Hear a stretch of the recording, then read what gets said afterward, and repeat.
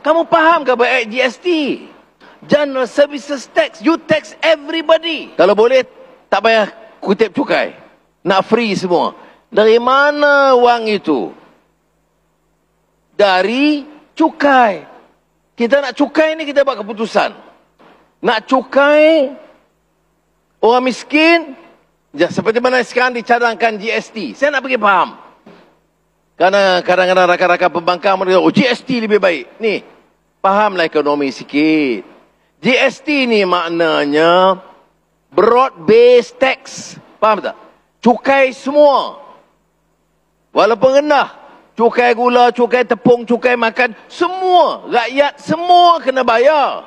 Itu GST. Tanya saya, itu sistem baik. Senang. Cukai semua. Tapi saya tanya. Nelayan, pekebun kecil, pekerja peringkat bawah, tukang cuci jalan, nak kena cukai juga. Jadi sebab itu kita kata, belum sedia GST ni. Kalau besok ekonomi kita dah meningkat, gaji minimal semua 4,000 ke atas, cukailah GST pun.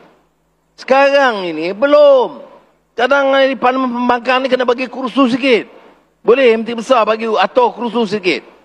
Dia nak sedap gitu. GST tak bagus. GST. Kamu faham ke baik GST? General Services Tax. You tax everybody. Walaupun kohortnya baik.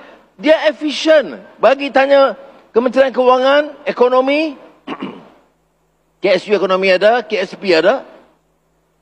Itu lebih baik. Lebih mudah. Tak payah pening-pening kepala nak itu. Senang aja. 6% semua bayar.